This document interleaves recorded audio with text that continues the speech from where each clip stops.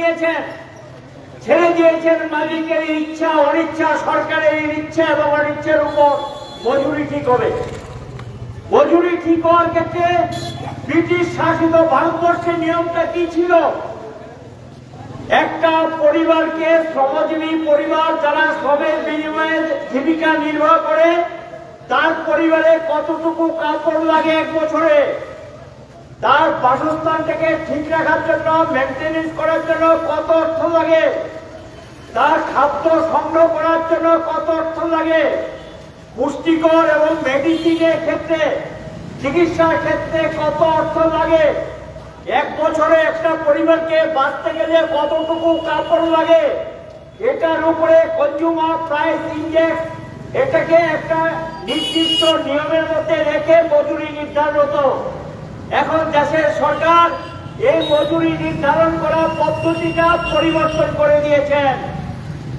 6 মাস পর পর প্রেরিত কনজিউমার প্রাইস ইন্ডেক্স, এটার ভিত্তিতে শিক্ষক, কর্মচারী আর আরক্ষা কর্মী যারাই যেখানে কাজ করতেন তারা সেখানে ভেরিয়েবল ডিয়ারনেস অ্যালাউন্স পেতেন এবং দিয়ে পেতেন।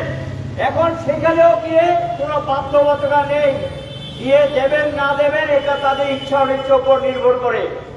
এবং এই পরিস্থিতির মধ্যে সামাজিক নিরাপত্তা যেগুলো ছিল, এই সামাজিক নিরাপত্তার ক্ষেত্রে স্বাস্থ্য বীমার সুযোগ নেওয়া, চিকিৎসা পরিষেবা দেওয়া, চিকিৎসার জন্য অর্থ দেওয়া, এই আইনটাকে সংশোধন করে এটা মালিকের ইচ্ছা অনিচ্ছার উপর ছেড়ে দিয়েছেন, সরকারের ইচ্ছা অনিচ্ছার উপর ছেড়ে দিয়েছেন এবং সেখানে মানুষের কোনো কথা বলার অধিকার বা সুযোগ পেত না। এই ধরনের একটা পরিবেশ সেখানে তৈরি করেছেন।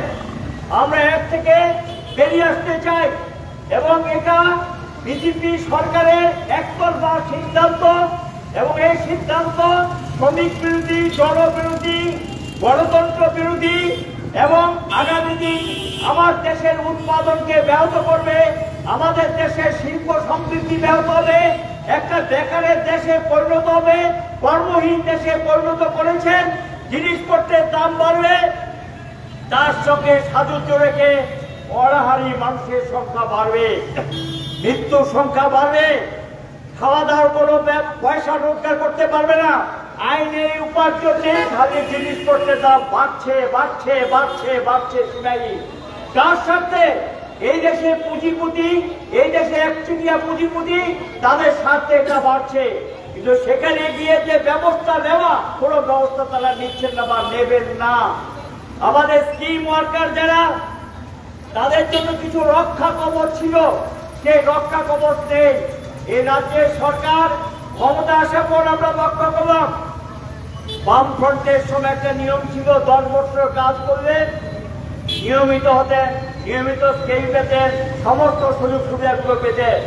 2018 সালের 1 জুলাই এই রাজ্য সরকার নিয়মিত বেতন কম পাওয়ার যে অধিকার, এইটাকে বাতিল করে দিয়েছেন। বামফ্রন্ট সরকার নেওয়া সিদ্ধান্ত বাতিল করে দিয়েছেন। এখন 18 বছর, 20 বছর, 25 বছর ধরে কাজ করছে কন্টিনজেন্ট ওয়ার্কার, ডিআরডব্লিউ, এদের কোনো ভবিষ্যৎ নেই। আউটসোর্সিং এর নামে সমস্ত অফিসগুলোতে লোক ভরিয়ে দিয়েছে। ঠিকাদার এখান থেকে টাকা আত্মসাৎ করছেন, ঠিকাদার বিল করে যে টাকা দিচ্ছেন শ্রমিকরা সেই টাকা পায় না। এই ওএনজিসিতে যা বেতন পায় তার অর্ধেক টাকা দিতে হয় ঠিকাদারকে। একটা ঠিকাদারের রাজত্ব তৈরি করেছেন, লুটপাটের রাজত্ব তৈরি করেছেন। সমস্ত অফিস কাছে এই যে ঠিকাদার প্রথা, যেখানে যান সেখানে ঠিকাদারি প্রথা, এই যে প্রথা, এই প্রথা চলতে দেওয়া যায় না। আমরা এটার বিরোধিতা করছি, আমরা এটার বিরুদ্ধে দাঁড়িয়েছি, আমরা লড়াই করছি। কৃষক সংগ্রামের মধ্য দিয়ে কৃষকদের উপর অত্যাচার করতে আংশিক পিছিয়ে গেছে। শ্রমিকরা যদি আমরা লড়াই করতে পারি তাদেরকে আমরা বাধ্য করতে পারবো। আম জনতা আমাদের সঙ্গে। কয়েকদিন আগে লোকসভা ভোটে 60টা আসন কমেছে বিজেপি, নিরঙ্কুশ সংখ্যাগরিষ্ঠতা পায়নি, কোন শিক্ষা নেয়নি।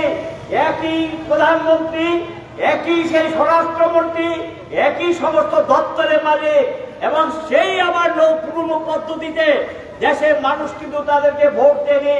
এখন এনডিএ গভর্নমেন্ট, আগে ছিল বিজেপি গভর্নমেন্ট, মোদীর নেতৃত্বে গভর্নমেন্ট, সংখ্যাগরিষ্ঠতা নেই, অন্য দলের উপর নির্ভর করে অন্য দুইটা দলকে কবজা করে নিয়ে সরকার তৈরি করেছেন। আমরা চাইছি লড়াই সংগ্রামের মধ্য দিয়ে পরিবর্তন চাই, সম্ভব, এটা করতে হবে, সাহসিকতার সঙ্গে এগিয়ে আসতে হবে।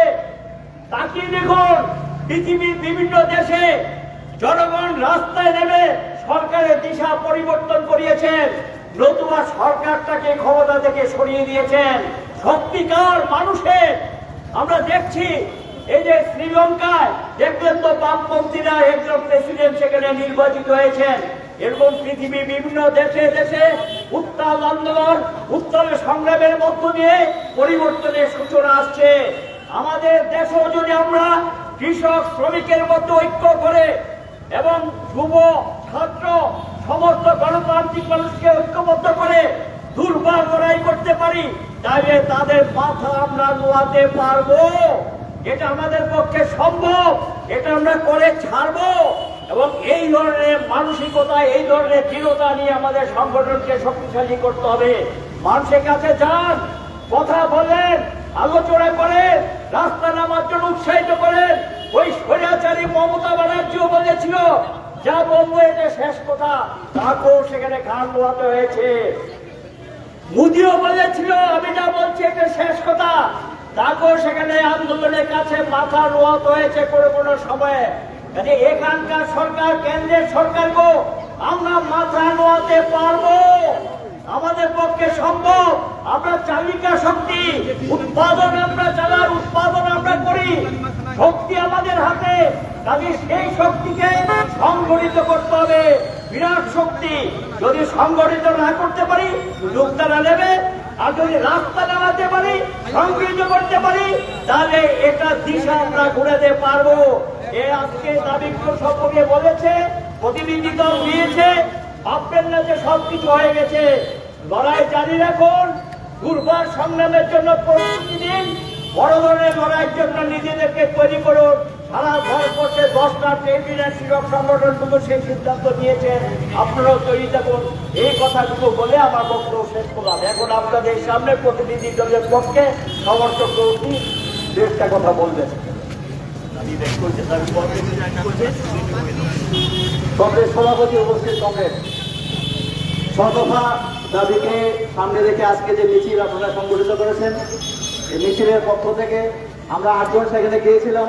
শ্রম কমিশনার আগত, এডিশনাল শ্রম কমিশনার আমাদের সেই দাবি ওনার কাছে আমরা তুলে ধরেছি। দাবিগুলি সেখানে আমরা ব্যাখ্যা করে বলার চেষ্টা করেছি এবং এডিশনাল শ্রম কমিশনার এই বিষয়গুলি নীতিগতভাবে উনি সেখানে বলেছেন এগুলো হওয়া উচিত। এবং আমরা বলেছি যাতে এগুলি ইমপ্লিমেন্ট হয়, কারণ অতীতে আমরা দেখেছি এই পুজোর আগে বিভিন্ন সমক্ষেত্র ভিত্তিক যে কোনো এডুকেশনে যে আলাপ আলোচনা হয়, বাস্তব হয় সেইগুলি সেভাবে কার্যকরী অনেক ইমপ্লিমেন্ট হয় না। কাজে শ্রম দপ্তরের আধিকারিকরা, লেবার ইন্সপেক্টররা যাতে সেগুলিকে তদারকি করে, যাতে সমস্ত শ্রমক্ষেত্রে শ্রমিকরা যাতে সেগুলি পেতে পারে, এগুলি দেখা। এছাড়া চা শ্রমিকদের যে 20% তাদের বোনাস দেওয়া, যেটা বামফ্রন্ট সরকারের সময় বিভিন্ন চা বাগানে দেওয়া হতো, এখন এটা 8.3 নেমে এসেছে। বলেছি, উনি বলেছেন যে না, এটা আমরা দেখবো, দেখার চেষ্টা করছি। এছাড়া আমাদের এই যে 10 বছর যাদের কাজ পূর্ণ হয়ে গেছে বিভিন্ন শ্রমিকদের, অর্থাৎ বিভিন্ন অফিসে বিভিন্ন শ্রমক্ষেত্রে তাদের নিয়মিত করা বামফ্রন্ট সরকারের সময় যে নিয়মটা ছিল সেটা এই সরকার এসে বাতিল করে দিয়েছে। এটা অমানবিক সিদ্ধান্ত। কাজে আমরা বলেছি অবিলম্বে এটা আমাদের যাতে কার্যকরী হয়, এটা সরকারের নজর নিয়ে যাওয়া, বিষয় কিন্তু দেখা। এছাড়া বন্যা যে ব্যাপক ক্ষতি হয়েছে, শ্রমজীবী মানুষ, কৃষক সহ বিভিন্ন অংশের মানুষ ক্ষতিগ্রস্ত হয়েছে। বাড়ি ঘর, তাদের জমি জমা ফসল নষ্ট হয়ে গেছে, লক্ষ লক্ষ মানুষ, প্রায় অর্ধেক মানুষ ক্ষতিগ্রস্ত। কাজে সেখানেও যাতে অতি সত্ত্বর তাদের কাছে সাহায্য সহযোগিতা পৌঁছে দেওয়া যায় সেটা দেখা। সেক্ষেত্রে আমরা বলেছি যে এগুলি এখন ঠিক মতো কিছুই হচ্ছে না এবং সেখানে চূড়ান্তভাবে দলবাজি হচ্ছে। এই সরকার তার দল এগুলি করছে। কাজে এগুলি বন্ধ করা এবং যাতে মানুষ প্রকৃত দ্বারা ক্ষতিগ্রস্ত, যারা বন্যায় ক্ষতিগ্রস্ত, তারা যাতে পেতে পারে তার জন্য বিষয়গুলি দেখা। এছাড়া কর্মক্ষেত্রে মহিলাদের নির্যাতন ইত্যাদি এগুলো বেড়ে গেছে আমাদের এলাকায়, ভয়ানকভাবে ন্যায় নির্যাতন বেড়ে গেছে। প্রতিদিন এই ঘটনা পত্রিকা আসতে গেছে, বিষয়গুলি দেখা। কাজে এই আমাদের 6 দফা দাবি উনি সেখানে বলেছেন, নীতিগতভাবে স্বীকার করে নিয়েছেন এবং যাতে এগুলি ইমপ্লিমেন্ট হয় তার জন্য সরকারের নজর দেবেন, তারও কাজ এই প্রতি কথা বলে আপনাদের সবাইকে অভিনন্দন জানিয়ে আজকের আমাদের সবাইকে শেষ করা হলো। ধন্যবাদ।